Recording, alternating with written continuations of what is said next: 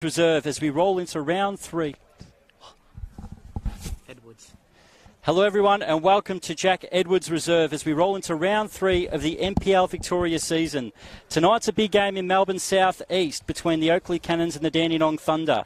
Chris Taylor in his first full season as coach of Oakleigh has seen his side score just 1 goal in its 2 losses, as the misfiring Cannons are yet to play with the attacking flair that saw them coming within 1 win of a grand final spot last season. For the Dandenong Thunder, after starting the season with a 4-0 loss to Hume City, they turned things around on Monday night, defeating Kingston City 3-1 away from home. Both sides will be looking towards star strikers in former Golden Boot winners Milos Luic and Brandon Barnes to open their goal-scoring accounts for the season. My name is Chris Gleeson and welcome to the commentary, Damir Kulash. Thanks for having me, Chris. Obviously, tonight's game, it might only be round 3, but it definitely has a lot at stake, particularly with Oakleigh, 0 from 2, and you'd imagine if they go without a win tonight that there'll be some pressure placed on coach Chris Taylor. Obviously, Oakleigh coming into the season with big expectations, but they've failed to fire in the opening 2 rounds.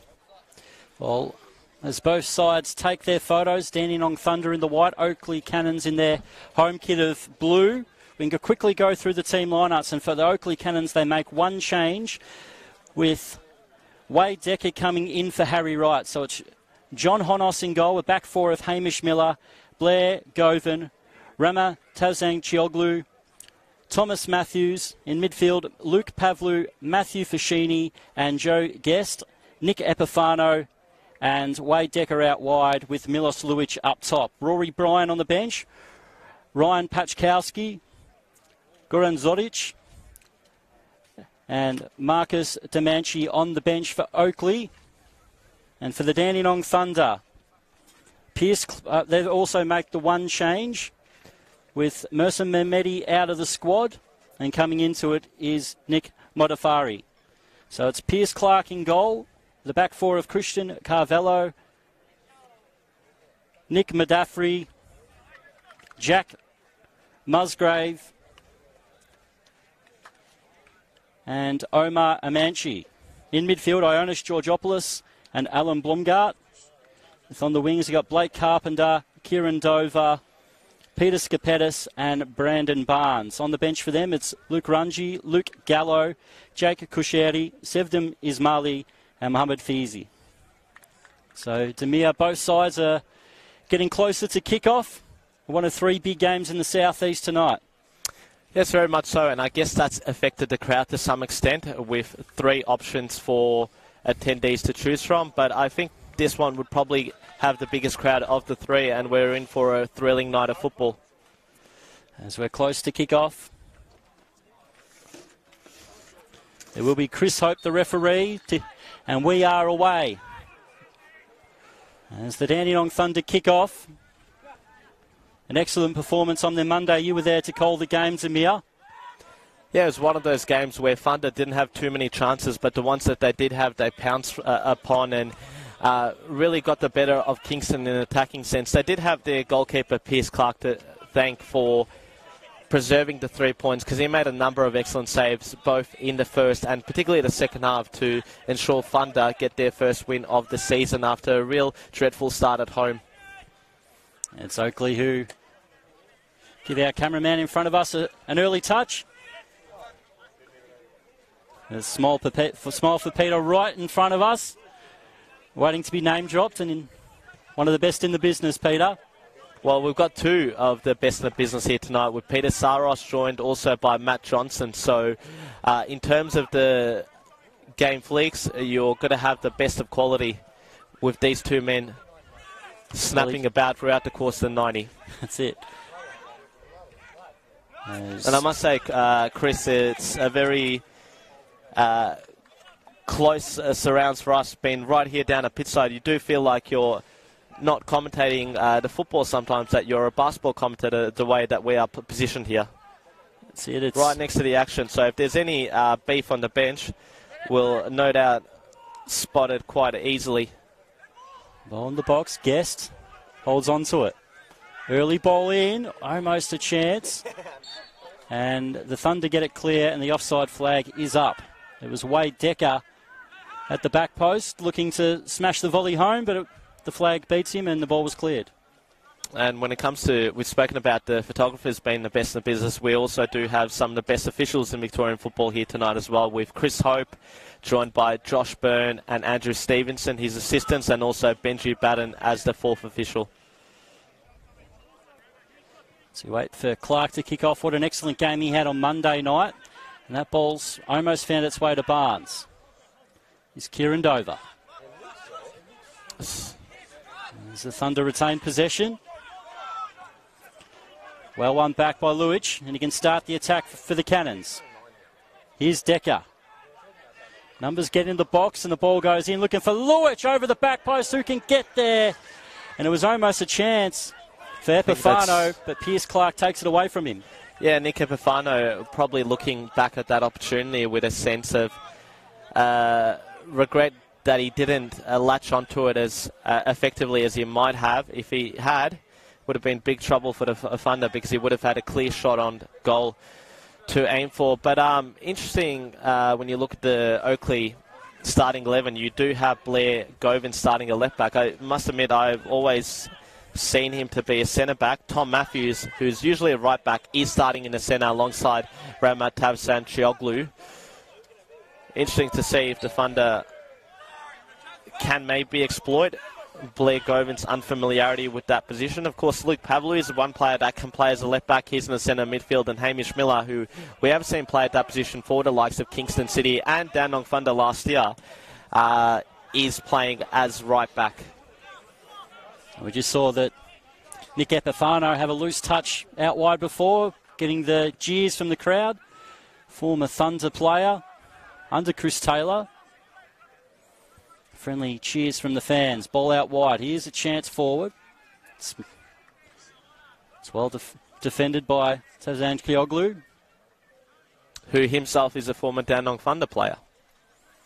So there's a lot of familiarity with these two teams, of course, being based in the southeast. You've had the exchange of, resources over the years with Chris Taylor, former Thunder coach, now presiding over the Cannons, and it's only natural that a number of these players have played for both respective clubs. I mean, Veton Korchadi, the Thunder coach himself, enjoyed a stint here at Jack Edwards Reserve over the course of 2013-2014. So a lot of familiarity, not only between players, coaches, but also supporters. Ball goes out off Blair Govan. And is he a left footer naturally, or is Blair Govan? He's definitely naturally left footed. Watch out for his big diagonals too, from left to right. He's very accurate with the big crossfield balls. Bit of skill from Barnes, but loses out. Now Oakleigh Epifano into the channel for Luich. Battles for it, gets the ball. Taken away from him in a very physical challenge by Amanchi, who's normally an attacking player that filled in at right back and doing so tonight. Yeah, it'll be interesting to see how he performs after Monday night. That's the other thing with Dandenong Thunder. They've had such a short turnaround. You do wonder whether they'll be at their best given the, 3-day layoff from game day late on Monday night. But Omar Macho, I must admit, did perform quite well on Monday night for a guy that's never played that position before. Ball taken away from Barnes. Good work by Skapetis. And Oakleigh clear. Luich offside will let the ball make its way to Pierce Clark, as the crowd's definitely built up as kick-off. It's been quite hot conditions here in Melbourne, up around the 36, 37 degrees today. Now Amanchi gets a chance to drive it on the right wing. Ball in. Keeper makes a mistake, and it's easy as that. And it's the Dandenong Thunder who takes the lead. Blake Carpenter, the goal scorer. Blake Carpenter, the young man from Adelaide, has come across to the Thunder, made a really important start to his career over here with the couple of starts he's had. Honos with the mistake, and Carpenter buries it. Yeah, if you're Oakleigh, you'd be bitterly disappointed the way that you've conceded that goal, particularly if you're John Honos, and normally a more secure goalkeeper, was not able to keep the ball in his grasp, and Blake Carpenter was first to the ball, pounced upon it for the goal, and it follows up a good few days for Blake Carpenter because he did get an assist on Monday evening, so first assist down on Monday, first goal down on the Friday. Another hot start like it was Monday night for the Dandenong Thunder. Didn't take too long for them to hit the back of the net. And shouts of handball are paid by the referee. So Oakleigh Cannons, like last week, it was Urson Kaya with the goal within the second minute last week. That was the difference in between the two sides. We know they've had a bit of a struggle in attack so far this year, the Cannons. Well, they're definitely making it difficult for themselves, Chris. Last week, conceding a goal as early as the third minute. Tonight hasn't started much better. They conceded first against the Melbourne Knights in their first home clash as well, which ended up in a 2-1 defeat. So Chris Taylor, I can't imagine, would be too happy with the slow starts from his team. And when it comes to getting a foothold on the contest, you really put yourself on that back foot as soon as you do go behind. So they've got some chasing to do. But look, they've got the men up forward to certainly trouble Thunder. Epifano, Deca, and of course Milos Lujic, who has had a good goal-scoring record against Dandenong Thunder over the years. Just a crossfield ball, sees Barnes offside. Still just settling into the game, the Oakleigh Cannons, but by doing so find themselves behind. They drive forward now. Here's Decker. Into the channel. Moving forward looking for Lujic. He's gone from behind. It's close to the edge of the box. And a foul's been given, and now this is a great opportunity to Oakleigh to equalise early. Yeah, it's just borderline right there on the edge of the area. I think some Oakleigh supporters might have been thinking it's a penalty, but it just occurred outside the box. And the one thing that you've got to credit Milos Lujic for is not only is his hold-up play quite good, but he also is one that knows how to make the most of a foul and really sell any free kick. I'm not saying that he goes down easily. I'm just saying that when there is contact, he certainly lets the referee know about it. So Wade Decker stands over the ball here. So you've got Decker and Guest, the right foot and the left foot option. 5-man wall in front of Pierce Clark. It's going to be difficult to get it up and over from this area. It's going to be Guest, goes under the wall. Clark spills it on the second attempt. It's off the post. And Blair Govan keeps it alive. Oakleigh have the throw, but the Thunder keep it away from their goal. Yeah, similar scenes to what happened with the Thunder goal there, but luckily for Pierce Clark, Blair Govan's toe bash was able, came off the post and diverted itself away from goal. Milos Lujic was struggling to make sufficient contact with the ball. Govan pounced. Unlucky for him that he narrowly misses the target. And of course, we are live and interactive tonight. You can always join in the conversation on Facebook. One thing I will say is that coming into the game, I did speak to a few punters, and they weren't quite happy with the fact that this was one of 3 games in Melbourne Southeast tonight.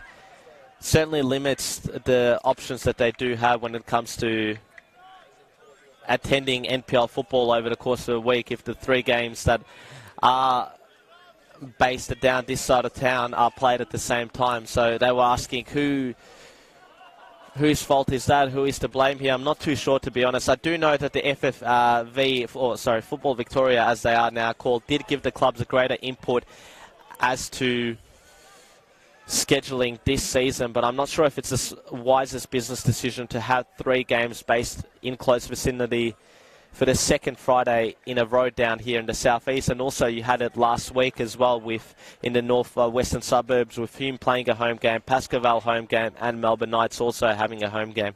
We saw that on Monday night with the standalone fixture of the Grange Reserve between Kingston and the Thunder. And you can see on the camera you won't be able to see the crowd because all the crowd congregates on the broadcast side. But there was a good 300-400 at the game that night, Tamir. Yeah, I'd say, look, I'd go as far as saying that there was 500-600 at the game as Oakleigh pull forward with Epifano here. Couldn't bring it under his control, and it's well shielded out for a goal kick. Second time Epifano has just been caught a bit flat-footed, bit rusty as this game's commenced. I'm sure he'd be looking to make amends with the next opportunity that he does get. And if you're either Omar Marche or Jack Musgrave, you can't be giving a player like Epifano too much space, too much time on the ball, because he's certainly one player that can punish you despite what we've seen from the 2 early offerings. Clark goes long. Matthews away. Ball hasn't really spent much time in midfield. Blumgart, heavy touch by Musgrave. Now it's Carpenter, the goal scorer. The channel, Scapetas. Goes over, no foul. It's going to be a Thunder throw, though. It's quite interesting. In the off-season, a lot was made, of course, about the prospective partnership between Peter Scapetas and Brandon Barnes, and that it was going to be goals galore at Dackland Stadium over the course of this season. But it's interesting that we're, 2.5 games in, and neither of them has found the back of the net. It's actually been a few of their other new signings in Christian Cavallo and Blake Carpenter, who found themselves on the score sheet alongside Alon Blumgart. So I'm sure those two would be looking to open their account for the season tonight, particularly Brandon Barnes, who's 1 goal away from a century for the Dandenong Thunder. So we look forward to see, is he going to get that tonight? Epifano lays it off, goes back, and it will be a corner. As Epifano was trying to find Milos Luic with a first-time pass. So they've settled into the game now, Oakleigh. They're creating a few opportunities of their own. It's Joe Guest, the Englishman. It's in a dangerous corner. All headed away. Now Fushini to the back post. And now it's Guest. He's got the trickery. Can he get the shot away? Drags across it, and it's easy for Clark. Just seeing 2 quick goals over at Bentley. Bentley now lead 2-0 against Green Gully. I know Valentino Uwal was the first goal scorer, so he continues his good start to the campaign. That's his 3rd in 3 games. Back post, Clark will collect. But as we mentioned previously, we are live and interactive tonight, as are the 2 other fixtures. Good to see this one tick over into 3 figures. Remember, get sharing, get liking, comment what you're thinking about the game so far, what your thoughts are, and so on. Well, here's a chance for Oakleigh in midfield. Baresi continues his fine form. He got the second. He's another one with 3 and 3, so they've definitely been 2 solid signings for John Anastasiadis' men. Well, here's a chance for Barnes. Into the box, Brandon Barnes! 2-0 to the Dandenong Thunder. And just like that, Brandon Barnes scores goal 100 for the Thunder. Well, if you give Brandon Barnes the opportunity, he will punish you, and he certainly has done so on that occasion. Went 1v1, his man, slight turn to the left side, but tucks it away neatly. And how many times have we seen that over the past 2 seasons for the Dandenong Thunder? He certainly has made a habit of it, and that is goal number 100. Correction, 3 seasons that is, and he certainly punished Oakleigh for their lapses in concentration at the back. They certainly have not looked up to it, quite disjointed at the back, and Brandon Barnes punishes the hapless Cannons, who go now 2 goals behind. Dandenong Thunder scoring girls early, scoring them for fun, as the Thunder have hit a rich vein of form after that round 1 loss against Hume City, and full of confidence they look for Barnes again. This time Matthews sees it out for a throw. Now, Chris, I was with you down at that game at Dackland Stadium, where Thunder completely got rolled 4-0. They were 6s and 7s in the first half. If someone had told you that not only would they go to Kingston on Monday night, win 3-1, but be 2-0 up with such a short turnaround, would you have believed me? Definitely wouldn't have believed you.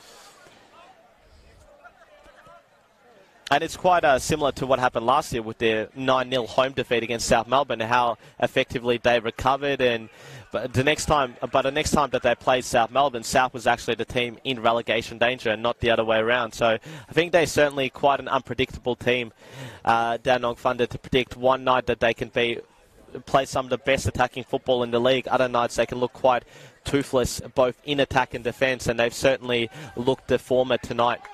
We've seen that so far in this league. If you're not on your game, you will be punished.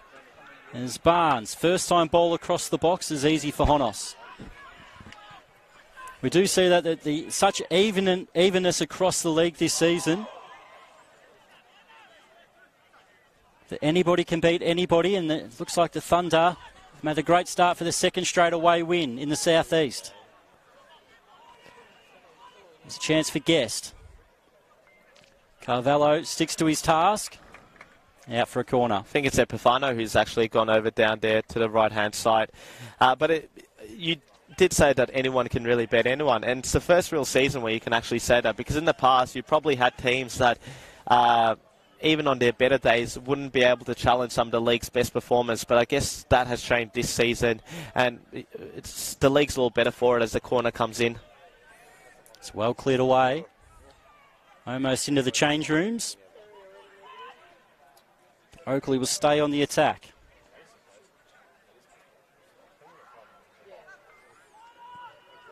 Ball in. Headers in. Here's a chance for Luich, and Clark will take it. Another couple of dangerous balls into the box early from Oakleigh.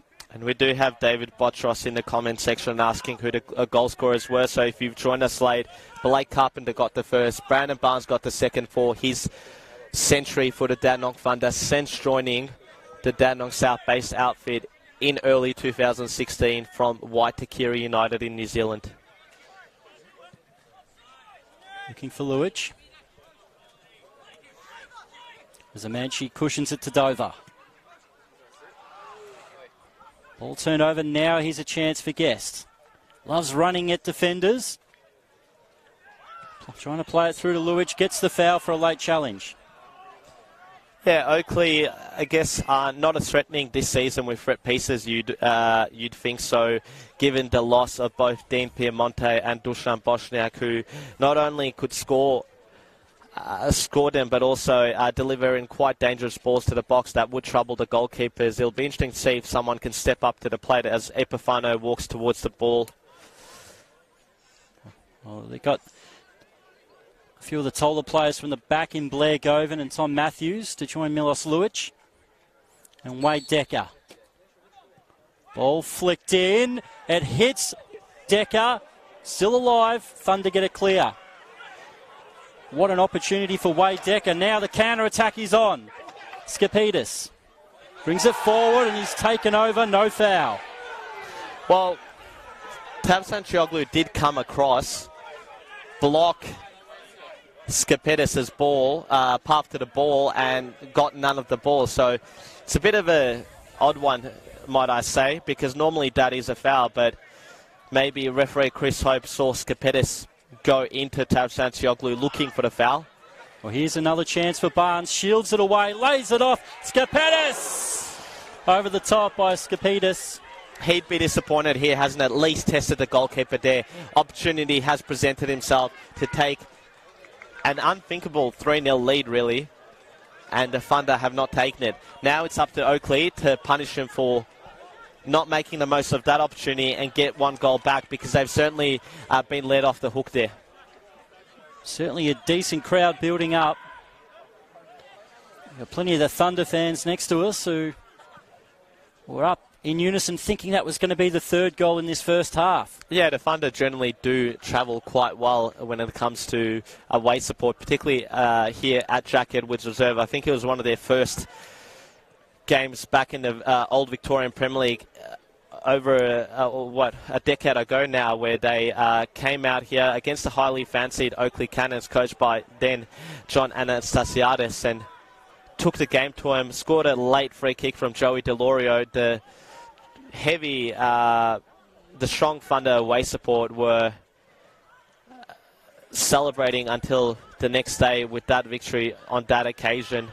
They generally always do travel well, particularly when they do come to Jack Edwards Reserve, and they've certainly made a presence in the opening stages of this game. And in the NPL era, the Thunder have spent a couple of years in the second division, but in the NPL era they haven't beaten the Oakleigh Cannons at this ground. As Clark will collect that one. In fact, their biggest loss until that loss against South Melbourne last year was a 6-0 thumping here by Oakleigh back in 2014 or 2015, I believe. I think it was 2014. They came out here in 2015, lost 4-2 despite a brace from Yusuf Ahmed, who now finds himself at Avondale. So their record in the NPL era here isn't the best. They're 0-3, so they'll be definitely looking to get their first win at this ground for a number of years tonight, and they've certainly made the best possible start to make that happen. They couldn't have started any better. Once again, Thunder first to the ball. Musgrave and Georgopoulos will switch it. So Thunder will come out the left wing now.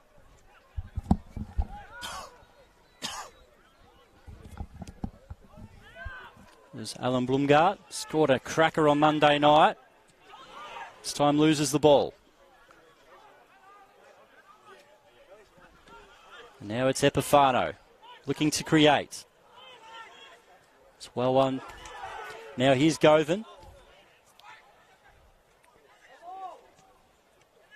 And the Thunder clear. Carpenter. Good shoulder-to-shoulder challenge, wins it back. It's Guest.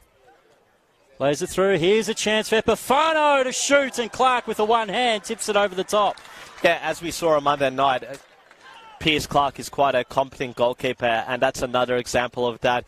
It is coming quite central at him, but he was diving the wrong way, and he tucks in that hand to put the ball over the top for a corner kick. Well, it is 2-0, but Oakleigh are having their chances. And that's the thing that if you're Veton Quattrati, you're going to be a bit concerned about. Despite the fact that they're looking quite comfortable in attack, they do concede a lot of chances. And while Kingston weren't able to punish them on Monday night, Oakleigh would be looking to do otherwise tonight. Chance headed away by the Thunder. Epifano back in.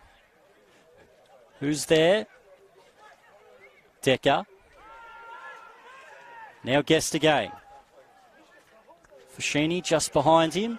And the Thunder through Carvalho will get their chance to clear. Yeah, just when he received that pass from Joe Guest, Foschini did seem to be a bit flat-footed, as if he wasn't expecting the pass, and that probably affected his own pass as Govan tries to play through Epifano, but Amache mops up. They've turned it over, almost there.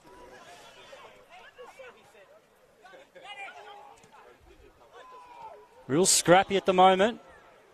Now it's Luich.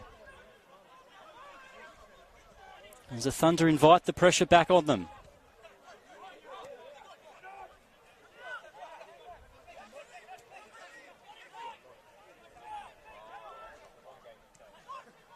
Now Joe Guest again. Epifano, good skill, goes on the outside. Fires it across. Luich can't get there and it's cleared.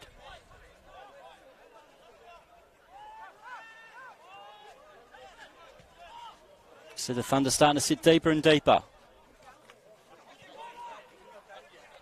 Epifano, again near post. Musgrave does well to get it out for a corner.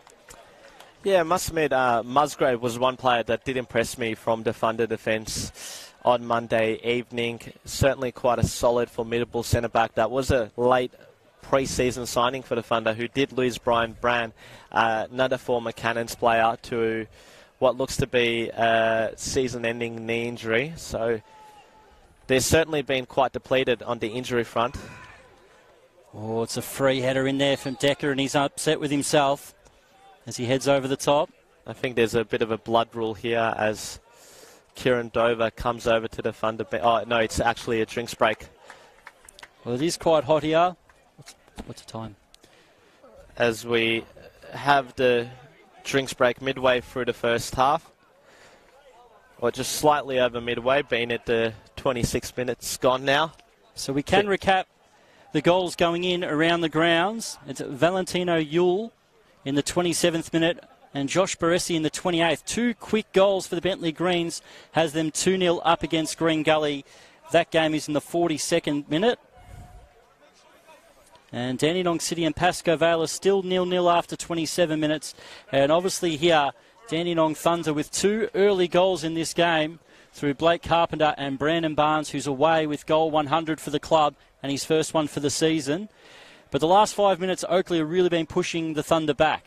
Yeah, and if they can get an equaliser before the halftime break while also keeping their own goal protected for the rest of the half. I think that they're fancying themselves to take the game right to Thunder in the second half. But it is still early days. There's plenty of times to get back into the contest. And the thing is, as we have seen in the NPL over a number of years, as soon as you get one, you immediately are on the ascendancy, and you do put the other team under a certain degree of pressure that does make it quite difficult for them to defend. And if you're Oakleigh, given the firepower that they do have up front, the likes of Miloš Lujic, Wade Decker, Nick Epifano, you definitely feel quite confident. Even on the bench, they've got guys like Ryan Pachkovsky and also Goran Zoric that can certainly trouble a number of defences. They've got such a strong bench, a very attack-minding bench. Harry Wright, another Englishman who's on the bench as well. The other one on the bench is Marcus Demanchi and the goalkeeper, Rory Bryan. And they're both quite, they're also offensive players. Demanchi is the sort of a wide forward / winger that we have seen previously at Richmond, Melbourne City Youth and Springvale White Eagles last season. So the drinks break has been had and the goal kick restarts the game. But, I mean, I guess, are you surprised by Oakleigh's frailties in defence? You have Ramatavsan-Chioglu and also Thomas Matthews shielded by the likes of Hamish Miller and Blair Govan at the back. You'd expect them to be a whole lot more confident than they have been so far this campaign. They've conceded so far 5 goals, and it's the manner in which they've conceded them that I guess would be quite disappointing to Chris Taylor, particularly in that first game against Knights and also here tonight at home. You're looking to make Jack Edwards Reserve a fortress, and they've certainly found that to be a difficult task so far. Stover returns the ball. You look at players like Blair Govan, who didn't have the greatest year at Hume City last year, started the season as captain. They went through quite a bit of turmoil with coaches, and even Ramazan Tavzan-Chioglu, he was actually let go by Avondale on the eve of the season after believing that Scott Hillier or Charlie Beverley, who got injured, would be a better option after really 2 strong years with Ross Archibald. Back post, though. Skapetis turns.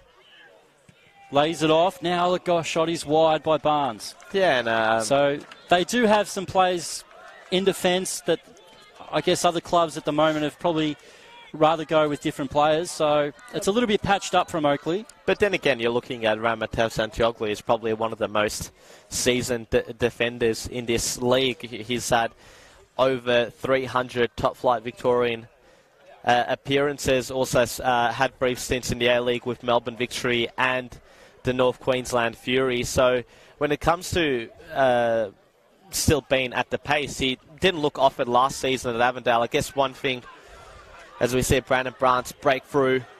It's Barnes looking for Skapetis. Govan gets it clear. As Green Gully through Nick Kalmar have pulled a goal back before half-time. Something Oakleigh would definitely be looking to try to do themselves. Must say I was a bit surprised to see Dandenong City let go of Nick Kalmar in the off-season. Quite a distinguished player himself with a number of years of A-League football under his belt with Melbourne Hearts / City and also the Western Sydney Wanderers. He had an excellent game against Heidelberg. As the chip comes in, Honos will collect that. And that's the thing. Sometimes, you know, you also not sure how players that have played NPL 2 football for a season or two will cope back in the top flight. But he certainly hasn't shown any signs of slowing down at Gully. A strong start by them, despite them going 2-1 down tonight. Epifano finds Guest, who tried to find Lujic. Now Fashini goes over, no foul. I think Fashini made the most of it. I think he was looking for one there, but Chris Hope is probably one of the most astute referees when it comes to that physical contact in the league. He certainly does let quite a lot go. Dover out of position. Here's Dover. Kieran Dover deflected, and it cushioned it for Honos, who cleared. Yeah, a lot of times when you have a deflection, you expect the ball to make it more difficult for the goalkeeper. If anything, that deflection off Govan probably made Dover's shot a lot easier to save and a lot more comfortable for Honos, who I assume would be quite relieved after that, seeing that first one slip out of his grasp as the ball gets played over here on the left-hand side to Guest. Guest drops the shoulder. Turns it over. Dover. Turns away from trouble. Looking for support. Skapetis. Good run off the shoulder. And he's one-on-one with Matthews. As the Thunder are happy to hold on to possession for the moment.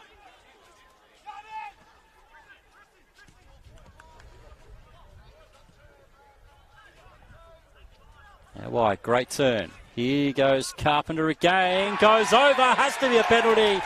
And the Thunder will get the chance to go 3-0 up as the tricky winger, Blake Carpenter, wins a penalty for his team. And the disastrous half for Oakleigh has only gotten a lot worse. And once again, it's Blake Carpenter. You've got to give him a lot of credit there for taking his man on, getting the foul. And ultimately, it'll be interesting to see who takes it. Peter Skapetis has got the ball in his hands. Brandon Barnes was Thunder's normal penalty taker over the years, and he snatches it off him.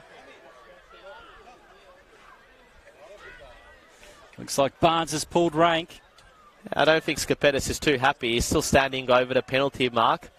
Be interesting to see whether there'll be a standoff here between the two, and it looks like it's going to be Skapetis who has got the ball back in his hands, who places it. Not sure if Brandon Barnes is too happy with that.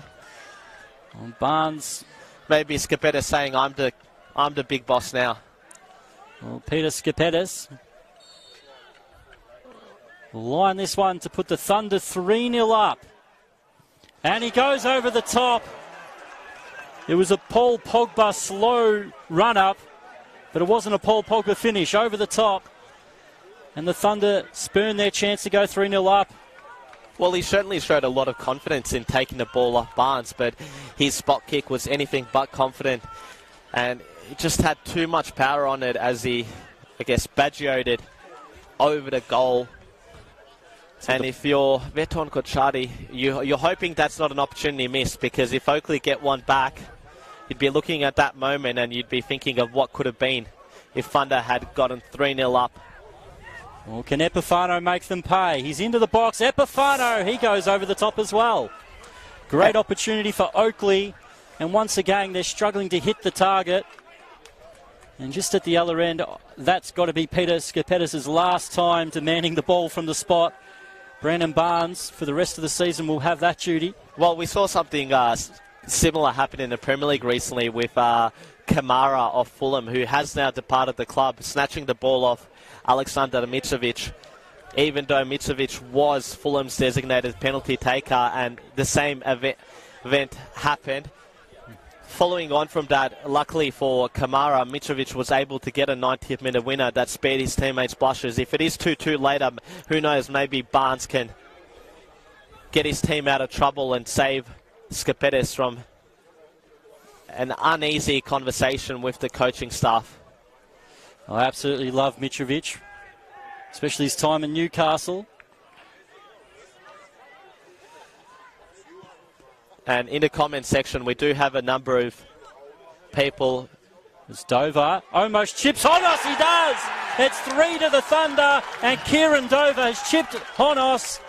And 3-0 to the Thunder. Oakleigh all at sea.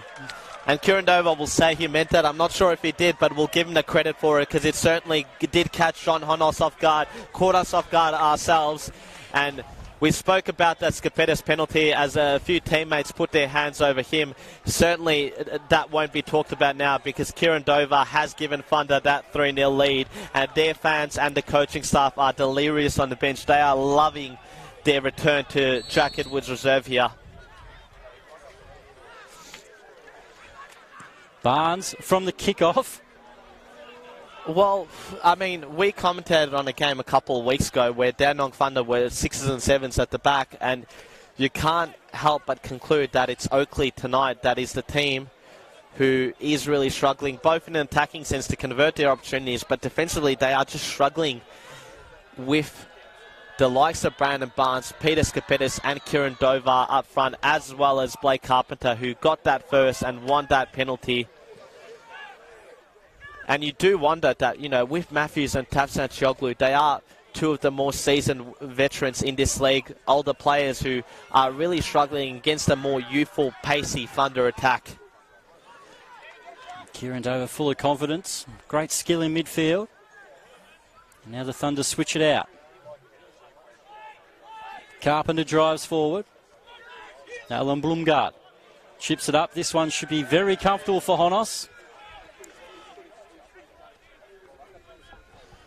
Oakleigh Cannons had their chances at 1-0, had their chances at 2-0. Even had their chance when it became 3-0, but one side puts it in the back of the net, the other side doesn't, as they drive it forward again.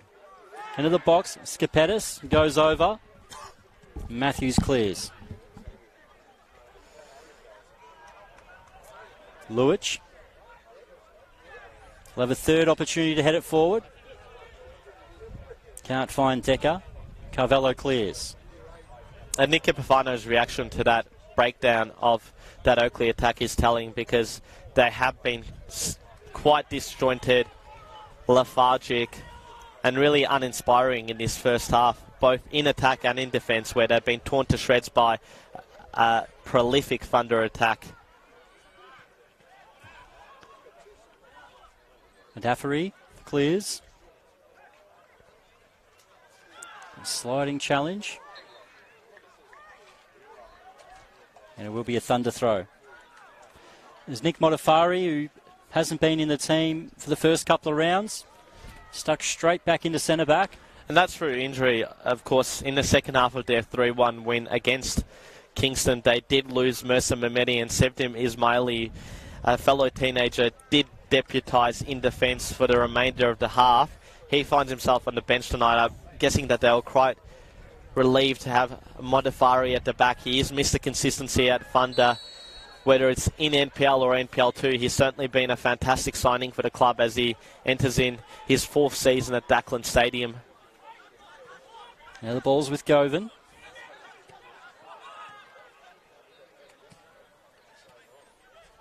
Epifano.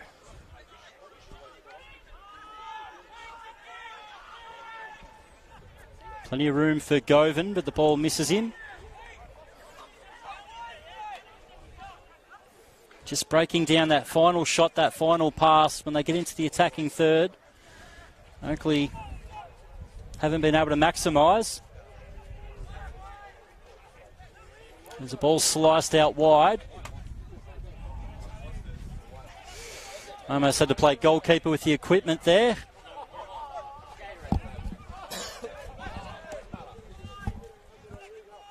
Luich heads on. Decker trying to play it through. Now the Thunder can break again. Here's Barnes one way, Skapetis the other way.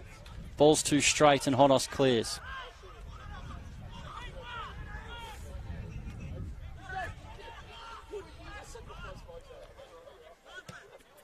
Govan up the line. Manchi read it well. Yeah, and Amache and Georgopoulos, 2 players in Thunder's starting 11 that are actually coming up against their old club. Of course, Amache made his senior debut for Oakleigh back in 2014 at the tail end of that first NPL season. Well, here's Luich. Well, he's had no luck tonight, Milos Luich, as he's been surrounded by 2 Thunder defenders each time he's gotten the ball, as Barnes goes in on Matthews, but his fellow Englishman does well to get the ball back to Honos. Pavlu, one of many former South Melbourne connections in this Oakleigh lineup. So, championship winning players too. Yeah, you've got Pavlu, Epifano, Luich, Fashini, Zoric on the bench, although his time at South preceded Chris Taylor's. Now it's Oakleigh through Decker. Oh, here's Luich. Got to make the most of it. Sliding challenge. And the ball finds calmly to Pierce Clark. Nice, a real mix-up at the back there by the Thunder, but once again they get away with it. Well, if you're Chris Taylor, what do you say to your troops at half-time? Because they look quite deflated and uninspired, as I was mentioning moments ago. And the longer it goes on, the less and less opportunity that they do have of getting themselves back into this game. I mean, Kingston, all it took was really 1 goal on Monday night for them to be closer, but they weren't able to convert their opportunities in the second half, and Thunder did hold on. Skapetis, straight at Honos. Maybe if you are Taylor, you are mentioning the fact to your men that Thunder are coming into this clash with a shorter turnaround, playing on the Monday night. Generally, teams do struggle with that, but it's been anything but struggle town for Thunder in this first opening 45 minutes. Well, Guest finds a few metres, really flashed that one across. It goes over the top and out for a throw on the far side of the pitch. And that just sums up Oakleigh's frustrations in the first half. Nothing has quite gone right for them, whether it's in defence or in attack. You look at offensively, they have had the opportunities, but they just haven't been able to convert them. They haven't been able to test Piers Clark as much as they would have liked to. And, you know, if I can go back to moments, I believe that they were only 1-0 down when Blair Govan had that opportunity that did hit the post and went back out. Well, here's Oakleigh through Guest, and once again they fire over the top. Piers Clark's done more time running to the corners and playing ball boy than he has actually defending his goal so far in the first half. That's another example of Oakleigh's misfiring nature in these opening 45 minutes. You definitely expect better from a team that does have the attacking capabilities of a Miloš Lujic, of a Nika Pafano, of a Wade Decker, players that have over the years consistently found double figures, particularly someone like Miloš Lujic that was, 4 times in a row he won the VPL/NPL Golden Boot between 2013 and 2016. So they've certainly got a lot of ground to make up if they're looking to get themselves back into the game. But I guess if you are Chris Saylor, the one thing that you'd be counting going for you is having the attacking qualities to get yourselves back into it, as we are bombarded by a number of flies here. Yeah, the flies have come out this hot weather in Victoria, still over 30 degrees at this time of night. Guest leaves the pass short. Carvello. Now Carpenter. Skapetis couldn't return the pass to him, but been an exciting game so far from Blake Carpenter. When he finds that little bit of room, how he likes to take players on, and he definitely really is a positive player in this Thunder attack. As we see fourth official Benji Batten right in front of us, about to reveal how much added time will be added on.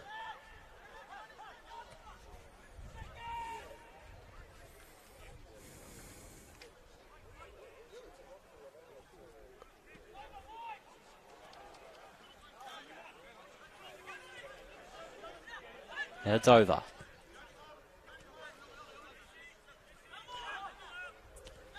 Brandon Barnes try to create a clever pass, but they stay on the attack with the throw.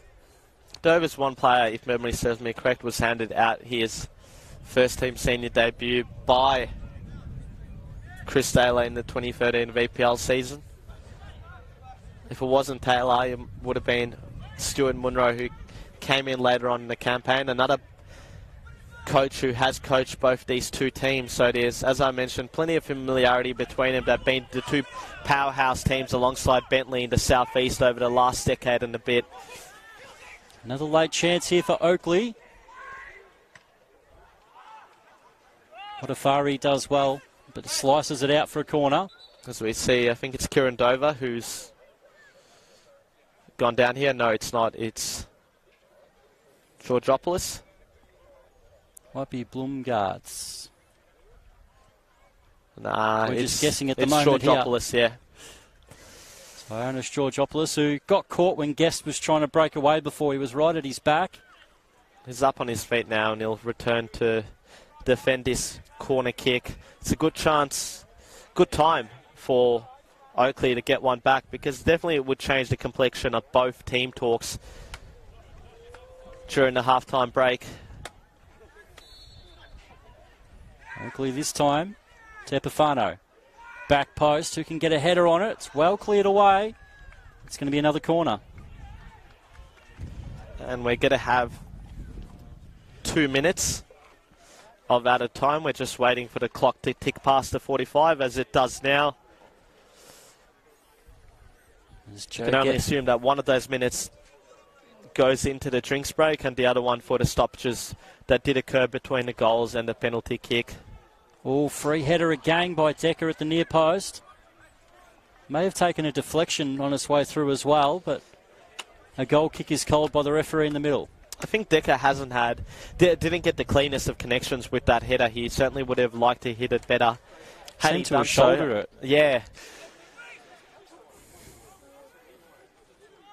Stoppage time in the first half. A first half that's been dominated by the Dandenong Thunder, who have ripped this Oakleigh defence to pieces. And there it is. It is half-time. The George Andrews reserve. And it is the Dandenong Thunder with 3 away goals to Blake Carpenter, Brandon Barnes and Kieran Dover, and also in between that, a penalty miss by Peter Skapetis. And they take a 3-0 lead on this hot night in the southeast. And it is Oakleigh with plenty to do in the second half. They most certainly do, and they haven't made it easy for themselves. They've started on the back foot with Carpenter pouncing on Honos's fumble. 1-0 Thunder. Barnes made it 2 to notch up the century. Carpenter won that penalty. Skapetis missed it, and we thought for a second that, will that come back to haunt Dandenong Thunder? But Kieran Dover caught John Honos off guard. Was it a shot? Was it a cross? I'd give Dover the benefit of the doubt in terms of, in that he meant it. And at half-time, they find themselves 3-0 down to Cannons. More of the same from Dandenong Thunder. As we saw on Monday night, quite similar circumstances. They've gone 3-0 up away from home by punishing their opponents. As we see Steve Pantelidis, the Oakleigh Cannons assistant coach, have a few words with referee Chris Hope and his assistants. I can't imagine they should have too much to complain about, because I think Chris Hope has done well in terms of officiating this game. I thought the penalty was a penalty.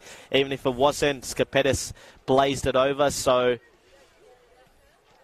there was quite a bit of descent on the Oakleigh bench for the Lewich challenge earlier, which they believed was inside the box. But even saying that, they're so far away. But it did look close. To me, it looked initially that it was a foul inside the box. There wasn't a lot of complaints, and given the fact that Chris Hope was a lot closer to the ball, you'd give the referee the benefit of the doubt there 9 times out of 10, and you'd assume 9 times out of 10 that they do get it right. Although we do have, of course, live streaming this year with the NPL, we do not have VAR. So, who knows, maybe in a few years' time we might have that with referees having on-field monitoring.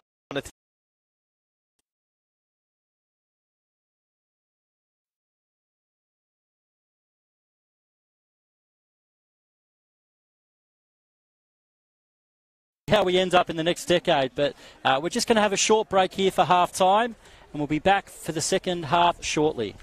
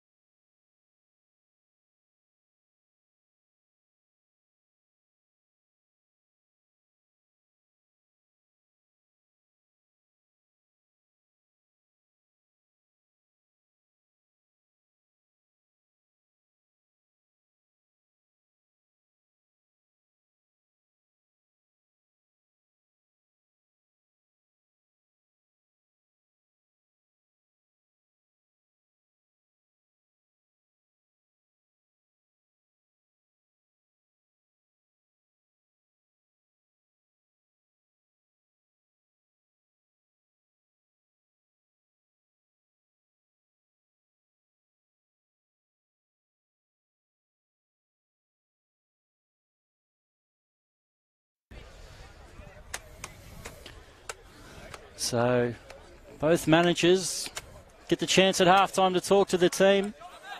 Still quite hot conditions, still in the high 20s.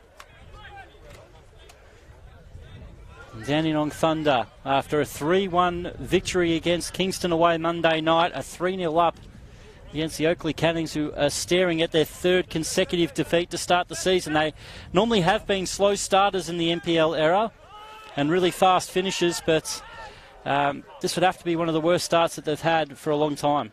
Definitely, particularly given that it's come at home, where they're expected to be quite strong, as Luich manhandles his opponent, but no foul. Here's a chance.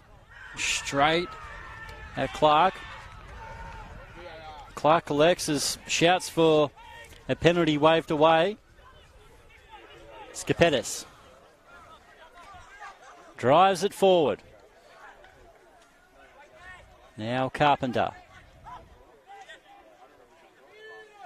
Plumgart and now Barnes. Pachkowski gets it clear. Now Epifano, only Luich in front of him, so has to hold on to it. And Decker runs into the space. Positive start from Oakleigh in the second half. Decker to Guest. He'll want his left foot. Returns it back to Decker. Decker in, and Clark will collect as it evades Milos Luich. He gives a thumbs up to his teammate. An attacking start from Oakleigh. I think that they've emptied the bench a little bit, gone even more attacking Oakleigh as they try to get back in this game. Zoric wins it back. And Miller sees it out, but Thunder will have the throw.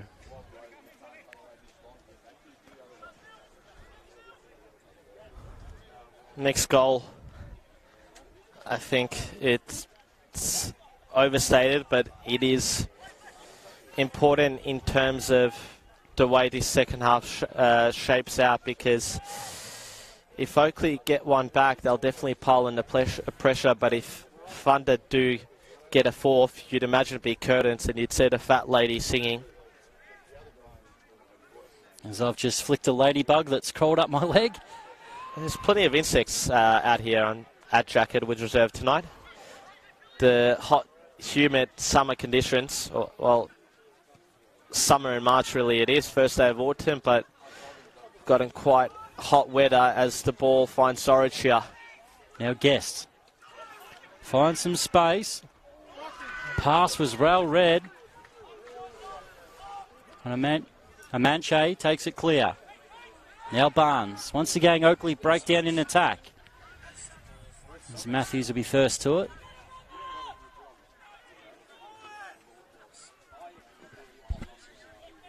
Tavzan Chioglu to Fashini.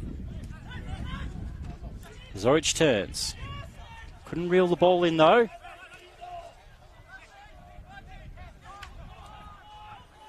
Oakleigh will have another opportunity to drive forward through Epifano. Guess with the overlap. Once away. And Manche's in the right position to clear. Now, as we did say in the first half, we are live and interactive, as is every NPL Victoria top flight game this year. So do keep your comments coming in, what you think of the first half. We've had a number of people commenting that Barnes should have been allowed to take that penalty kick that Skapetis blazed over, but as we said already, didn't really matter with Dover putting in that third not too long after. But definitely you'd sense if Oakleigh start 0 from 3, the pressure will definitely be on Chris Taylor, because they are quite an ambitious club, a lot of pride at stake. Oh, they're opened up at the back again through Barnes. Tazan Chioglu. Still Barnes. And now it's Blumgard. Challenge comes in. Kieran Dover deflected. Honos can't prevent the corner. Some impressive off-season recruitment as well for Oakleigh. 2 of the potential defeats coming at home against teams that you'd expect them to beat in the Knights and Dandenong Thunder, who they've certainly gotten the better of home over the last few seasons. Certainly hasn't been that way, and it's the Thunder now that are in search for a fourth goal. Here's a chance. Fired inside netting from Kirandova. Well, they do travel to Kingston City next Monday night to Oakleigh. And what a big game that would be, because Kingston themselves, 1 point from a possible 6 to start off the season, got a very tricky away trip at Avondale tomorrow. And then after that they go to Paisley Park to take on Altona before a home game against Heidelberg. So tough little run for Oakleigh. Against away game at Altona. At Altona, Paisley Park. So on the road for the next 2 games. Can they find a way back into this game? Just if they can get the 1 goal as Guest drives it forward. Back post. Here's a chance. Luich flicked it, and it's just going to go wide. He didn't get the cleanest of contact. But Pierce Clark was still scrambling as it goes to the wrong side of the post for Oakleigh and Millis Luich. It's been that sort of night for Oakleigh Cannons, so close but yet so far. They've had plenty of opportunities. A few of them have come quite close to ending up in the back of the net. That one, you think back to Govin's effort in the first half, the good opportunity that Epifano had. Up the other end, it's Dandenong Thunder that have distanced themselves on the scoreboard by being prolific. That's a difference on the scoreboard, the 3 goals, but it's been quite an enjoyable attacking game that we're witnessing so far. As always, as we've said, we're live and interactive. You can comment on Facebook, and you can also watch this on the big screen TV, those smart TVs on the YouTube channel of NPL Victoria. Like, share, and you won't miss a moment of the action here in NPL Victoria. Carpenter, good first touch. Skapetis, once again, went down a little bit too easy, and Oakleigh now drive it forward. Carvello. Carpenter. And Fushini. Sliding challenge, won the ball. Here's Guest again. Always wants the left foot. Out wide. Here's a chance. Epifano fires it, and it's not too far away. Milos Luich was closest to it with his hands on his head. That lets you know how close that was from going into the top corner. Certainly had a lot of power from Epifano there. Just the direction was a bit skewed, but they are getting closer, Oakleigh. But once again, they haven't hit the target, and the more and more opportunities that present themselves that you do miss, the more and more confident Dandenong Thunder will get. And the risks that you always do leave, particularly with a number of men pushing forward, is leaving yourself exposed at the back. And when it comes to exposing teams' defensive shortcomings at the back, Dandenong Thunder, you'd imagine, would be one of the best teams in the league to do so, with the likes of Barnes, Skapetis, Stover, even, Cavallo and Carpenter going forward, Luke Gallo on the bench, Mohammed Faizi, another youngster who came through towards the end of last season, got a couple of NPL goals under his name. Well, here's Carpenter. Chips it, but Honos will collect. And he starts the counter-attack.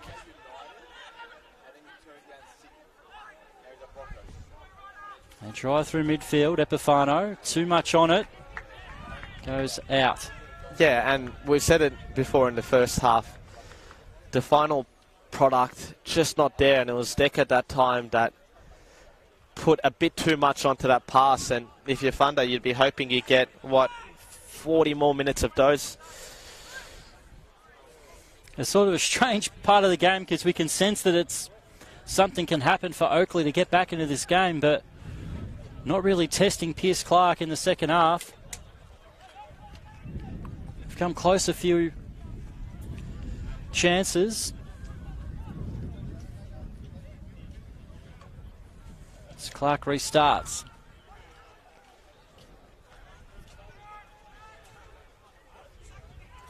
Ball falls for Decker. Now here's Goran Zoric. Cuts inside. Again can't find a teammate. Now Carpenter.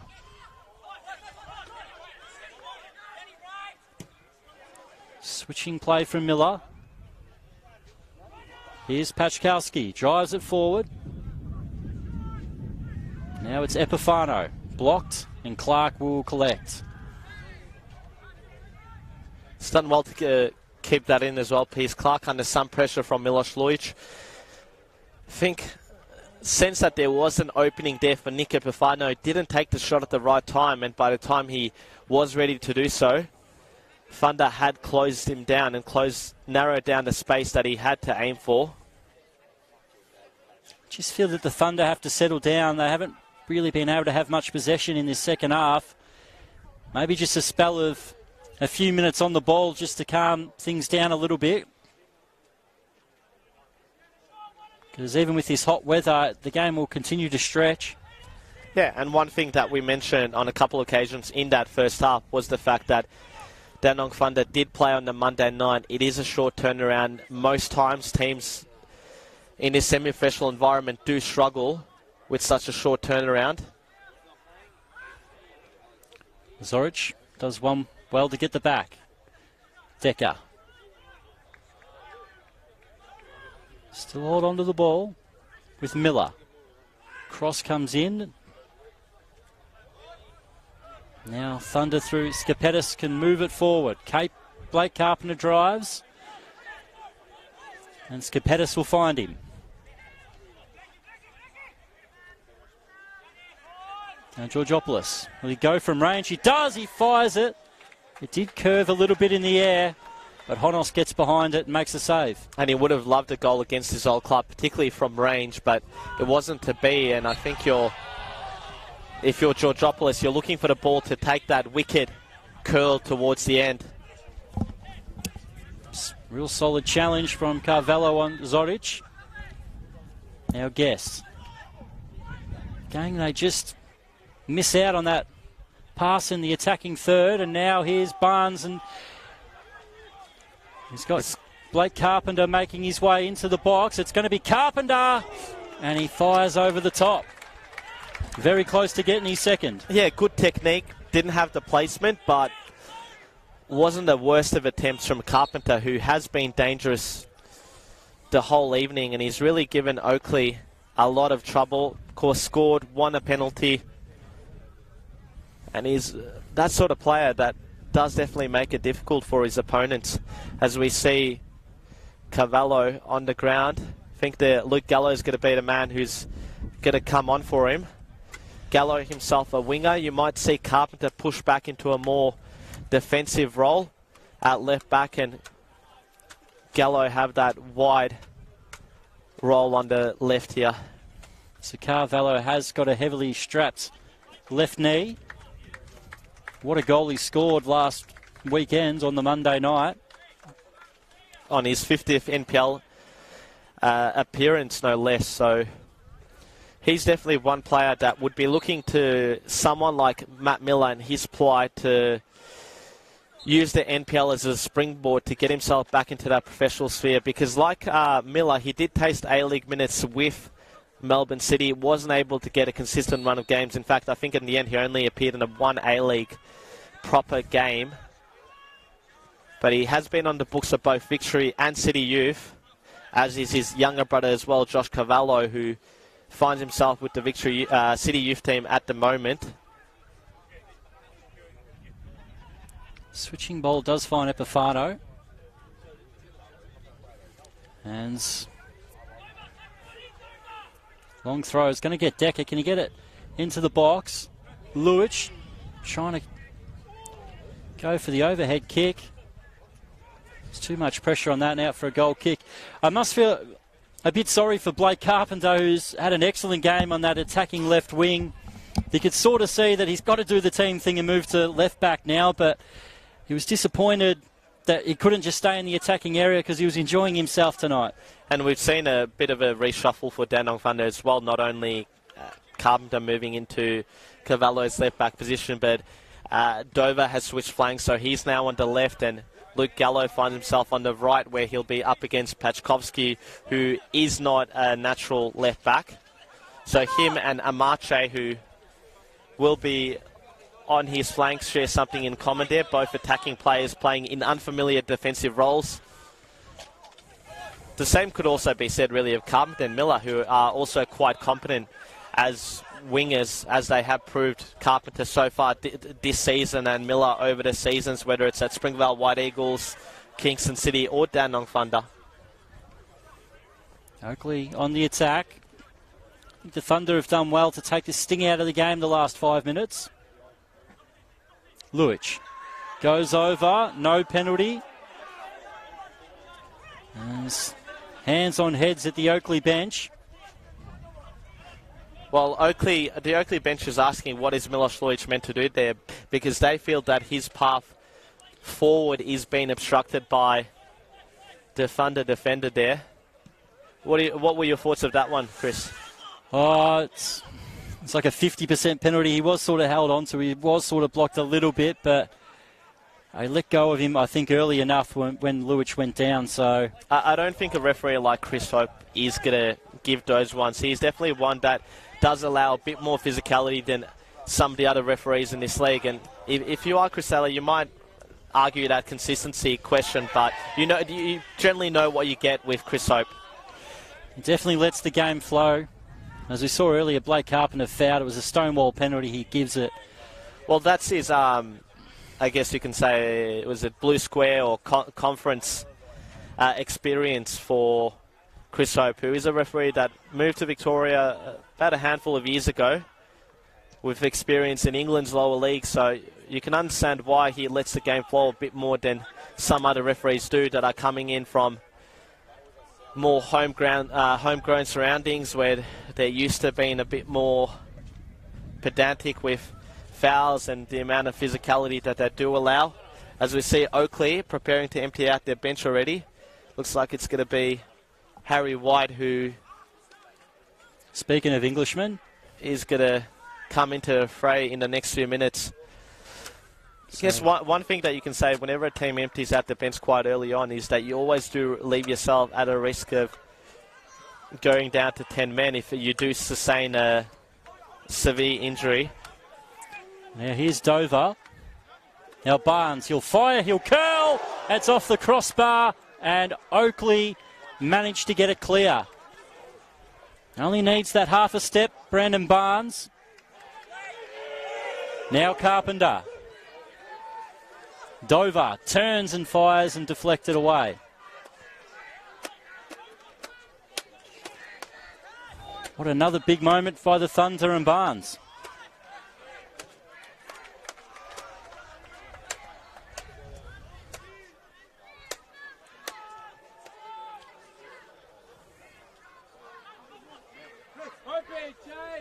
Looks like it's going to be Milos Luich to make way. Harry White did start last week out wide. And it is Luich. So Decker come in to replace him this game in that wide role, and it's going to be Harry White, the Englishman, to come on for Milos Luich. He's going to get the boos from the Thunder fans next to us.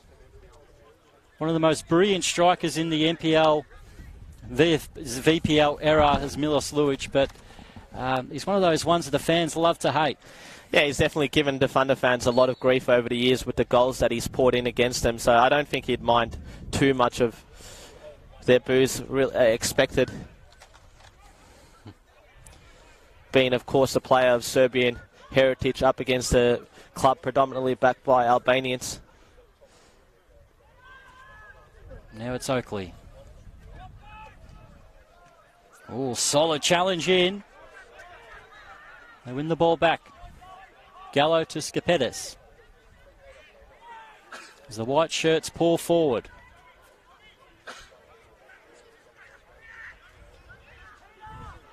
Now it's a long-range shot that's dragged wide. So Peter Skapetis still looking for that first goal. He had a great opportunity in the first half when he and Brandon Barnes fought over the penalty. Skapetis was given the ball by Barnes, and then with a really slow run-up, he Baggioed it over the top. So at 3-0, they have hit the crossbar through Brandon Barnes just a few moments ago, plus the penalty miss, as Demir is going to take you across the ground shortly. Bentley with a 3-1 lead, of course. Valentina Ual has got consecutive braces at home for the Bentley Green. So the man who's come across from Adelaide City is definitely making quite an impact for Bentley, as is their other new signing, Josh Bressy, who's gone now 3 from 3 in terms of goals. The other game still seems to be locked at 0-0 as Barnes drives it forward. Now Barnes again, and once again over the top. As Brandon Barnes is in the mood tonight. The taste of his first goal this season, his 100th for the club. And he's come close on a couple of occasions after that.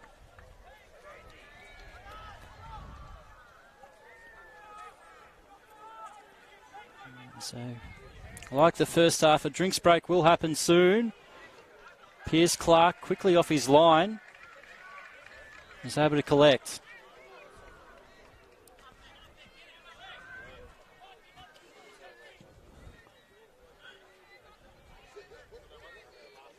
Matthews out for a throw.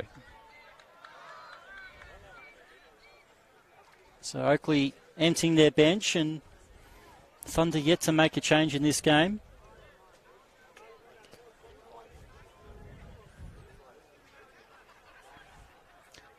Now Skapetis. Thunder, of course, two changes to make with that injury to... Oh, that's right, Carvalho off the Gallo.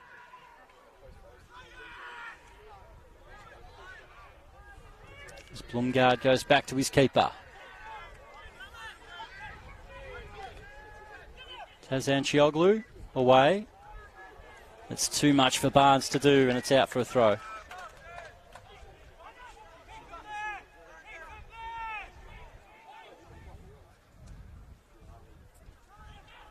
It's good switching ball to Epifano. The attacking-minded Pachkowski drives it forward, looking for Decker and White. White in strongly on the keeper, who gets the foul. Unnecessary there from Harry Wright. I know he's going for the ball, but you do wonder if he could have jumped out of the challenge and allowed play to continue as Chris Hope calls for that second drinks break. So just quickly around the grounds, it is Pascoe Vale, who've just scored against Dandenong City.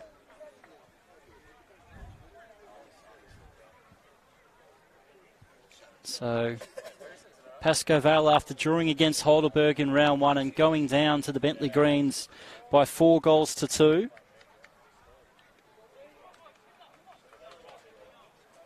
Now take the lead as Dandenong City have had not the greatest start in their first ever season in the NPL. Well, they haven't been helped by the fact that they've suffered red cards at 2 key stages in both their opening 2 games. They pull a goal back against Avondale to half the deficit at 2-1. Luke Pilkington gets sent off, rightly so. The only question that they had during that game, Dandenong Thunder, was whether Avondale's Brandon Lundy should have been seen red himself. In the second game, off the ball incident, James Kelly gets a red card in the 34th minute. They really have their backs against the wall for the majority of the game, relying on the counter, if anything, to get a goal themselves. And they almost got one through Piemonte around the half-hour mark, but it was Jerry Salados' late goal that ultimately got South all 3 points in quite an, I guess you can say, an uninspiring victory for South Melbourne, who I'm sure would have expected to have had an easier outing last week given the circumstances of the contest. But, you know, when you have the likes of Steven Topalovic, Peter Franjic at the back, you're always going to make it quite difficult for your opponents. And so it's no surprise to see them with a more solid defensive showing tonight. But just as we say that, Chris, you've got some news. Yeah, so that goal was scored by Davy Van Schip, the Dutchman. 3 from 3 as well, although he might say he's 4 from 3, but you were there last week at CB Smith Reserve and you've assured me that that first goal did go down as a Ryan Scott own goal. Well, it should have gone down as a Ryan Scott own goal, but both sides have, well, and also in the notes, I believe that Davy Van Schip was credited for the goal. It was such a sharp angle last week. He tried to flash it across the box, and Ryan Scott bundled it into his own net that gave Pascoe Vale a lifeline. But it's Davey Van Schip with 4 goals in 3 games as the ball hits White in the head and out for a throw.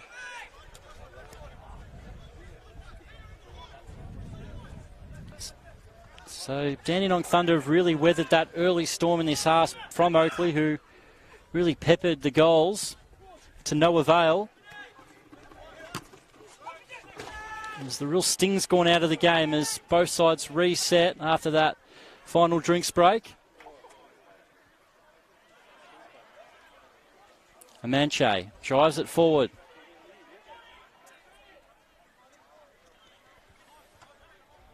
Well headed away. Shouts for a handball off Georgopoulos. And Dover. Skipetis. Hasn't really got much width. So he goes to Barnes. Lays it in.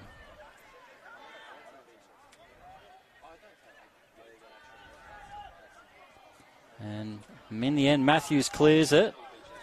Flag's going to stay down for White.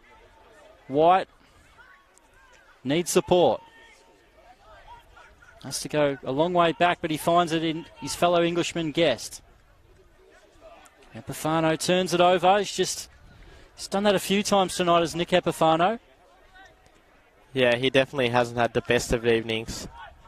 And by some stretch, we know the talents and qualities of Epifano as Skipetis marches away. Here's Dover. It's Offside. deflected wide, and the offside flag is up.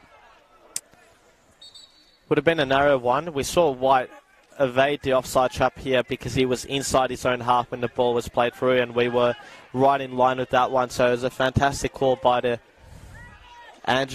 linesman here in Andrew Stevenson. Goran Zoric. Decker cross the box, and once again the Thunder deal with it but concede the corner. I guess if you're a neutral here, you are wanting Oakleigh to get a goal back just to make it a bit more interesting. At the moment, they're certainly not looking efficient in attack because every time they do go forward, it's the final ball that's letting them down. But can that change here with Guest to take the corner kick? Oh, the ball's been left. And Zoric fires it across. Another shout for handball, and this time it's given against Georgopoulos. Handball, and Oakleigh do get their lifeline back into the game with a penalty of their own. I'm not sure about that one. There was strong appeals for a penalty by Oakleigh in the seconds leading up to that. Chris Hope denied that one away. We had a pretty good view of it ourselves here. I mean, Georgopoulos was definitely looking to chest it. I'm not too sure whether it did go off his chest and potentially onto his arm. Whether that's intentional, if that did happen, whether that's intentional, I'm not too sure. The linesman had the best view for it, and you can only assume that he's the one that gave that penalty. A yellow card has been given. It's going to be Epifano to take it. If he can get this back, it'll certainly make it quite interesting. So Nick Epifano looking for his first goal in Oakleigh colours. He's got to beat Pierce Clark. So Epifano for Oakleigh buries the chance, and Oakleigh get a little lifeline back into this game from the penalty spot. Nick Epifano buries the chance, sends Pierce Clark the wrong way, and can the comeback be on? They've given themselves, they put themselves in a much better position than they were only a couple of minutes ago, chasing the game 3 goals down. They've pulled one back. Guess if you can pull another one, you'll definitely make Dandenong Thunder nervous, but they also have to make sure that they don't leave themselves exposed at the back, because you know that the Thunder can punish you with the likes of Barnes, Skipetis, Dover, Gallo on the field now. They've definitely got a lot of firepower and speed in those legs, whereas Oakleigh have got a more... I guess you can say an older defense, which is maybe a bit off the pace. Epifano will get another chance. He's in the mood now. Epifano across the box, can't find a teammate. And in this game of plenty of chances for both sides, 15 minutes plus stoppage time still to go. Anything can really happen. So Carpenter to take the throw.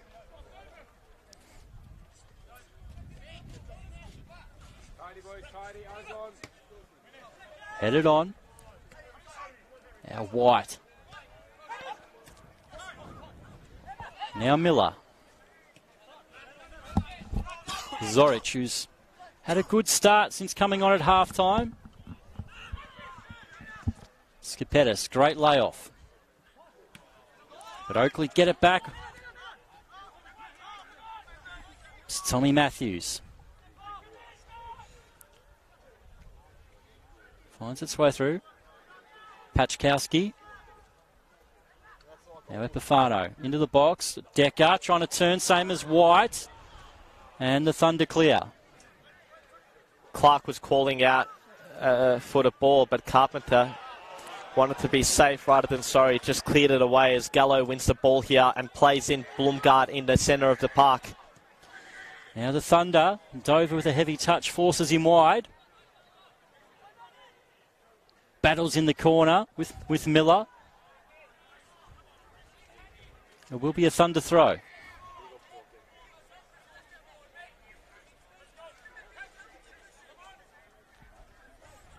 Blake Carpenter, what an excellent night he has had. One of 3 from the Adelaide United youth side that have come across. Back post, free header straight at Honos from Barnes. That was really the moment to kill this game off. Can they make him pay on the counter? Harry White.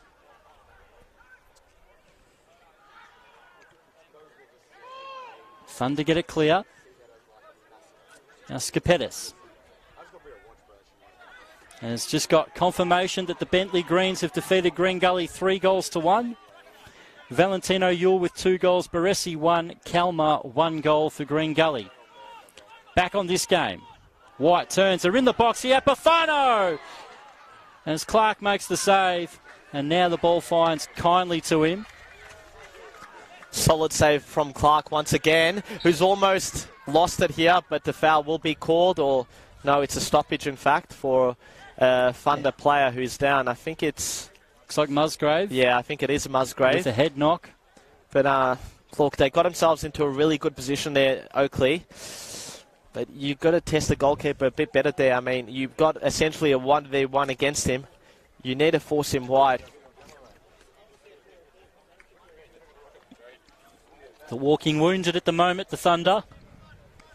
Tough game at the Grange Reserve Monday night. And that's it. The sides that will come up against Kingston City this year, who regularly play the Friday night games, are going to have that real short turnaround between games. It won't be as bad this year because Bulleen Lions got relegated. They're also the other side that plays on Monday nights.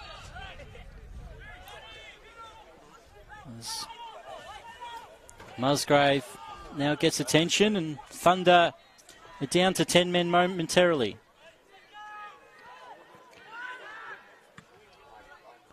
They deal with it.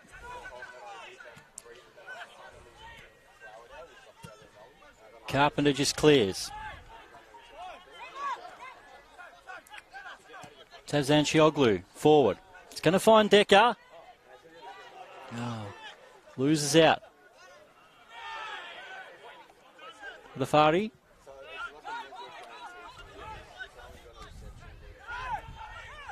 And Joe Guest.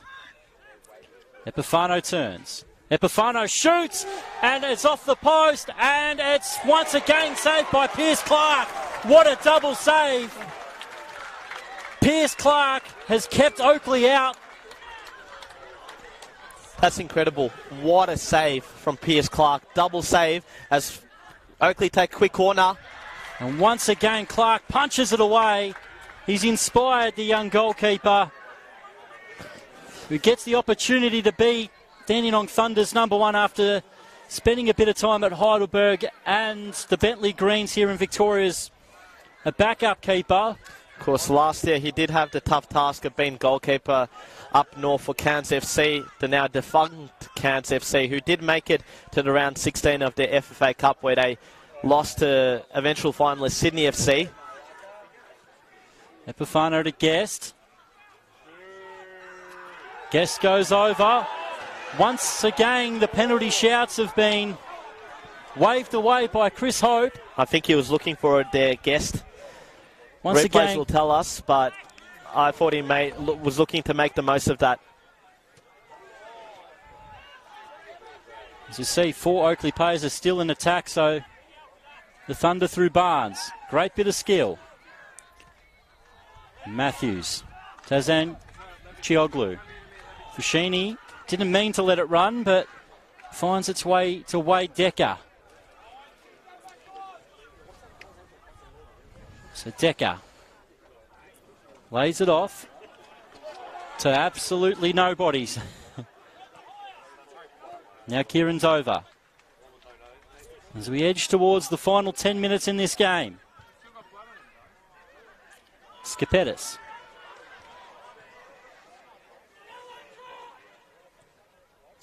Still trying to make the most of this. Ball back post. Carpenter away. So they're still trying to patch up Musgrove. Fashini in. So they're still down to the 10 men for the Thunder. Still got blood on him, the 4th official saying, so he's still not allowed to come back on, is Musgrove. As we see Jake Kusheri about to enter the pitch, Thunder to make their second substitution. I wonder if it'll be Musgrave. No, he's going to be coming back on. So it looks like Musgrove will come back on with Kusheri, and the change takes it in. Who's there? It's shot over the top. Offside flag was up.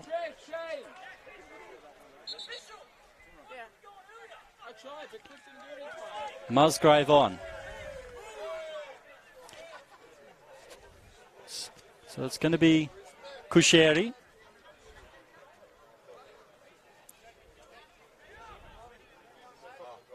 Skipetis coming off. He'd be disappointed not to have scored his maiden Dandenong Thunder goal, of course, with that missed penalty. Once again shows his talents in tonight's game. Just had the opportunity, missed the penalty, but he's created quite a few things just playing off Brandon Barnes. So Kusheri, I think will drop in more of a midfield position than an attacking one.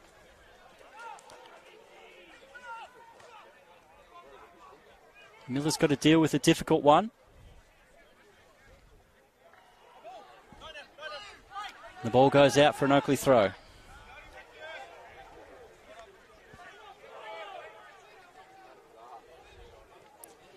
Miller up the line. Patched up Musgrave, gets it clear. As we're once again swarmed by the insects here underneath the scoreboard. As Epifano has the ball. Now Pachkowski. Fushini. Chance to get it in the box now with Zoric. Fires it in low. Well dealt with by Modafari.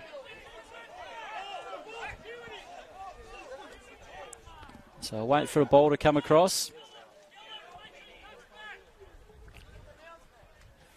So getting towards the dying stages of this game. Can Oakleigh just get one back now to make things just a little bit more interesting? That's a great ball.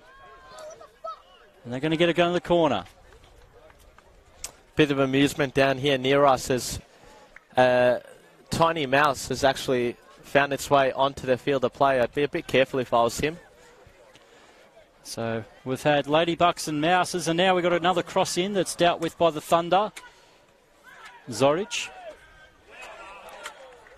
Carpenter's done really well, and he's, I think, been close to Thunder's best, if not their best. I'd have to agree with that. He's been outstanding. Again, Clark's had another ripper night. It's White. Heavy touch, sees it out for a goal kick.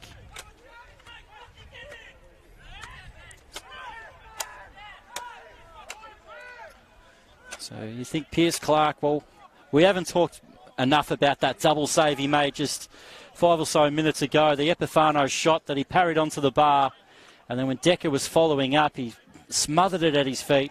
Excellent goalkeeping. Well, it's only round 3, but it's definitely saved a season contender because the fact that he had to get himself up and face that second shot, and given that it was a close range one as well, where he didn't have a lot of time to react, it's definitely an exemplary save by the Queenslander. And if his family and friends are watching up north, I think they'd be quite pleased with his performance once again. It's been a great week for the Thunder and Pierce Clark, and now it's Brandon Barnes. Goes towards the corner.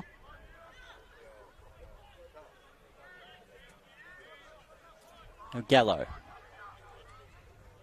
Georgopoulos. It's getting into that time-wasting sort of territory for the Thunder. You're looking to make their second successive away win.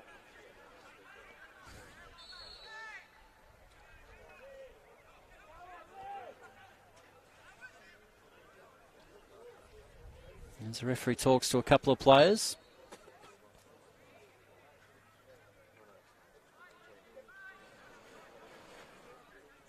Kusheri. Honos to collect.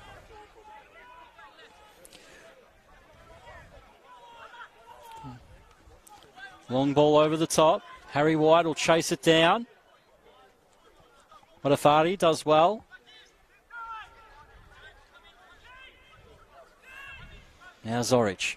It's now or never really for Oakleigh to get a second goal in this game to make it a real grandstand finish. Guest loses out. Now Dover can drive it forward. Dover did really well there. Now Kusheri.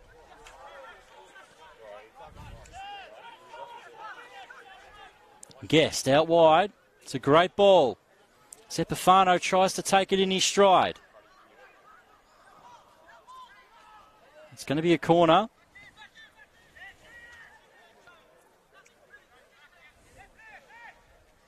.87.5 minutes gone. Cross in near post. Still alive. Well done by Blumgard to get it clear. And Thunder about to empty out their bench with Sevdim Ismaili about to come on. So started round 1 at right back. Was on the bench last week. Now Fashini. Space out wide. Epifano, once again, just hasn't got his shooting boots on tonight. Yeah, it just had too much power on it, and Smiley,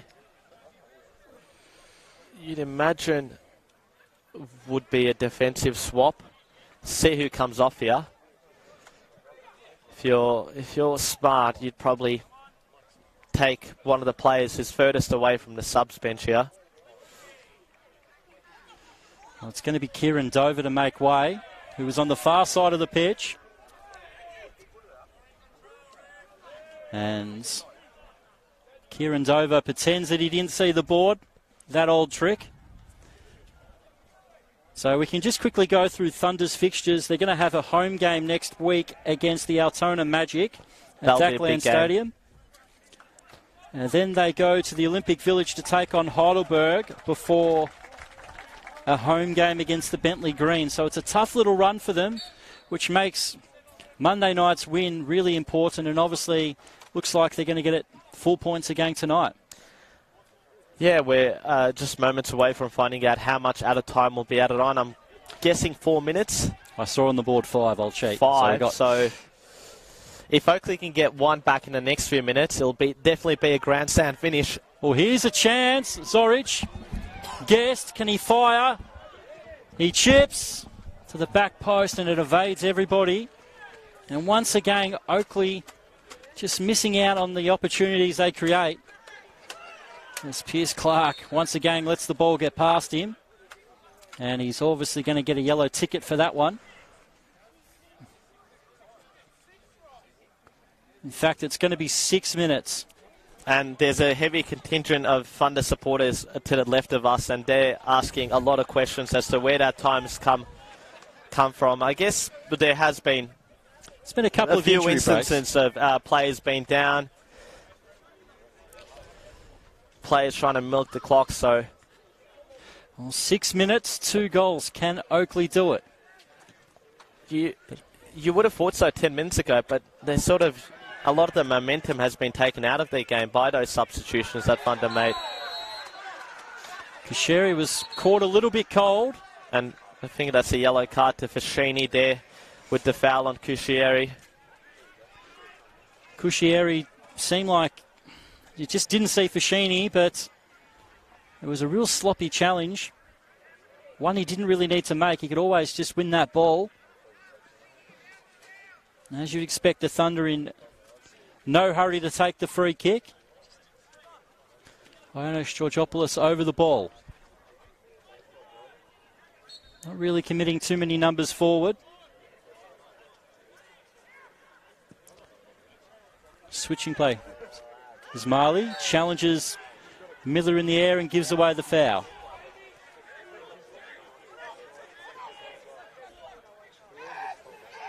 They leave it for Honos. White trying to win it. It's going to be a Thunder throw. I don't know about you, but I thought it'd come off a Thunder head. Didn't have the clearest of views for it, so give the referee the benefit of the doubt there. But question I'd put out to our audience, with 3 losses to start their campaign, is Chris Taylor's position on the line here? Because it's definitely, is he under pressure? Given that Oakleigh come into the season, a lot of high-profile signings, a few kicks away from making the grand final last year.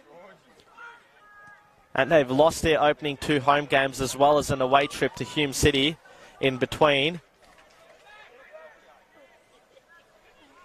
Thunder with numbers, well, they are, I must say, one thing that they have been over the last few years, whether it's under Peter Salakis and Kontangalakis, is that they have been generally slow starters. Once again, the ball's taken away from Decker. Carpenter couldn't keep it in, so Zoric wants to take the corner quick. Plenty of numbers pile forward for Oakleigh. Back post ball. Headed back across the face. Guessed it's away from him, from Carpenter, who bravely went in and won that header and gets the foul when the Thunder are out of trouble. And you've probably got to say that time is up for Oakleigh.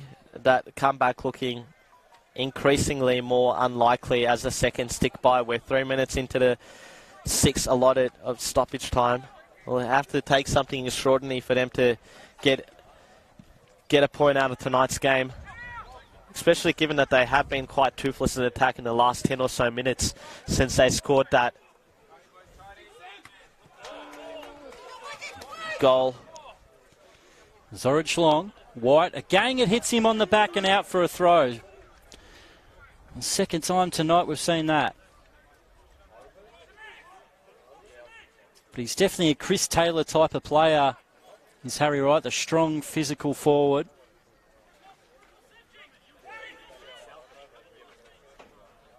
Oh, and it's a pretty poor throw from Carpenter. It slips out of his hand. Gets a mulligan, gets a second chance. Up the line. Fashini really fired it too wide. much on it. You're going to kill Epifano with passes like that. And Spiro says game of cat and mouse. A reference to the mouse that went across the pitch just before. And Tito says, what happened to little Mickey Mouse? Well, we don't know. He's gone. He scampered into the night.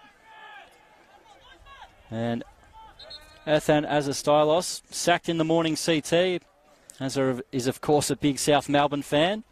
It'll definitely be quite a hasty, quick-fire decision if you're going to do that. I mean, it is still early days. We've seen teams that have commenced quite poorly, maybe even worse than Oakleigh's start to this campaign, and ended up with trophies at the end of the campaign. I think back to Gully back in the old days when they were really the powerhouse of Victorian football. They were slow starters on a few of those championship successes. So there is precedences for teams that, you know, are quite formidable to have slow starts but get themselves back into the contest. And that was, as I was saying, over the last few seasons under Kontangalakis and Peter Salakis, Oakleigh have generally been slow starters. Can they get a late one? Epifano with the quick feet. Still hold on to the ball. Just evades Joe Gueston out for a goal kick. Yeah, it's definitely not going to be their night now. As Pascoe and Dandenong City are also in stoppage time. That Davy Van Schip goal for Pascoe still separates them. And as we've seen earlier, the Bentley Greens continue their hot run to start the season, which started with a Community Shield victory over Heidelberg. And they continued it throughout the season with wins over South Melbourne at home, Pascoe away, and now back at home. They've defeated Green Gully, who are also undefeated going into tonight. The Bentley Greens once again, Johnny A, the benchmarkers. It's full time here, and the Oakleigh Cannons have been beaten by a rampant Dandenong Thunder side, who scored 3 goals in the first half, with also a missed penalty. A penalty in the second half that Epifano dispatched gave Oakleigh Cannons a goal back, but it's Dandenong's Thunder's night. Yeah, I mean, we were there round 1, 4-0 home defeat to start the season, and I think that there would have been long odds on the Thunder coming away from their next 2 away games with consecutive 3-1 victories, and a lot of similarities with those 2 games. Thunder were prolific in the first half, got 3 goals, as we see a bit of a confrontation here between Chris Taylor and a few of the Thunder fans. I think short memories for many of them, given the success that they were able to achieve with Chris Taylor in charge back in 2012. But yeah, Thunder prolific in the first half with Carpenter, Brandon Barnes and Kieran Dover giving them a 3-0 lead. That meant once Oakleigh got their goal back, they just didn't have anything more to give. And ultimately, you see Thunder emerge victorious again once more with a 3-1 win. They'll go to 6 points, right inside the heart of the top 6. Not many would have predicted that after the shambles that was the round 1 4-0 defeat against Hume City, but they've certainly rebounded well, and promising signs for Veton Kochari, the young coach of Dandenong Thunder. Well, just recapping the scores: Bentley Greens 3, Green Gully 1, Pascoe Vale defeated Dandenong City 1-0, and here tonight Oakleigh Cannons beaten by the Thunder 3-1. NPL Victoria moves into Saturday action where Avondale take on Kingston City, with the real local derby between Port Melbourne and South Melbourne, Altona Magic in Hume City, and Heidelberg and the Melbourne Knights to finish the round. So my name's Chris Gleeson. Thank you very much, Demir, for tonight's game, and I hope everyone has a great night and enjoys some more football tomorrow. Yeah, thank you to our viewers for joining us on a night of action-packed Victorian football with the 3 games all going live and interactive with you guys. Thank you for obviously tuning into this one, and see you shortly.